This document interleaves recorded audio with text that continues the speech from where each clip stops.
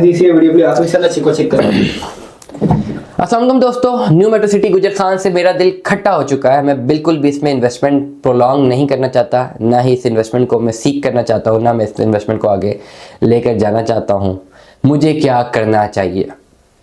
मैं आपको ये ओवरऑल एडवाइस करूँगा कि डिपेंड करता है कि आपकी इन्वेस्टमेंट में कितने पैसे पेड है।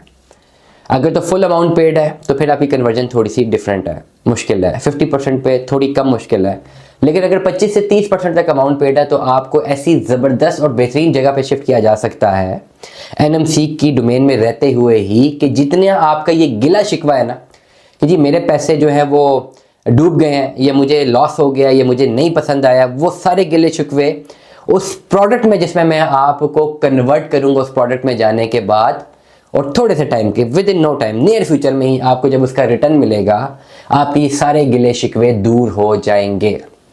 Real estate is all about knowledge, calculations. मैं हमेशा अपने ब्लॉग्स में बात करता हूँ, जिसको रियल एस्टेट की नॉलेज है वो इस फील्ड का बादशाह है, उसको एक एक चीज़ का पता है, रेट्स का पता है। और जिसको नॉलेज नहीं है, जिसको रेट्स का नहीं पता, उसको लॉस होता है। आपके पास अगर कोई एक ऐसी चीज़ मौजूद है जिसको आप ये समझ रहे हैं कि ये कंटिन्यू अगर मैं इस सिम्ट में करूंगा तो मुझे और लॉस होगा, आपको सिर्फ ये नहीं पता कि अगर आप उसी को कंटिन्यू एक और थोड़ी सी डिफरेंट सिम्ट में करें या डिफरेंट डायरेक्शन में उसको लेकर चलें तो आपको उससे कहीं ज़्यादा मुनाफा हो जाएगा जितना आप लॉस कर रहे हैं।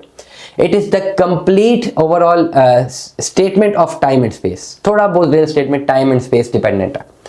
हमेशा याद रखें, रियल एस्टेट में उतार चढ़ाव आते रहते हैं। हमेशा वो मार खाते हैं जो पैनिक करते हैं बैड टाइम्स के ऊपर। मेरे पास अपनी एक बड़ी ज़ाती एक करीबी एक इन्वेस्टमेंट में एक ऐसी जगह है जिसकी कॉस्ट ऑफ प्रोडक्शन ही 60 से 65 लाख रुपए इस वक्त, और अगर हम उनको मार्केट में बेचना चाह रहे हैं तो ये 50 लाख का बिक रहा है। और ये एनएमसी की जगह नहीं है, ये इस्लामाबाद में रजिस्ट्री इंतकाल वाला घर है जो कि प्लॉट के साथ घर बनाया गया, और ऐसी जगह जहाँ पे गली के बाहर गैस भी पहुंची हुई है, जहाँ पे बिजली के खंभे भी लगे हुए हैं, जहाँ पे मीटर भी है, जहाँ पे पास मार्केट भी है, मेन मरी रोड भी करीब तरीन है, सीवरेज भी डल चुकी हुई है, आसपास घर ही घर बने हुए, कंप्लीट एक रेजिडेंशियल जगह है जहाँ पे लोग रहना पसंद करते हैं, शहर के अंदर जगह है। वो जगह भी 15 लाख रुपए माइनस में है, वो कोई फाइल नहीं है, ऑन ग्राउंड प्लॉट है, क्योंकि रियल एस्टेट के हालात इस लगे रहे। तो इसका एनएमसी ने कभी यही हाल था। एनएमसी के डेफिनेटली बाकी अगर फाइलें 30-40% डाउन हुई है तो ये 70% डाउन हो गई हैं ओवरसेलिंग की वजह से, बात में कोई दो राय नहीं है।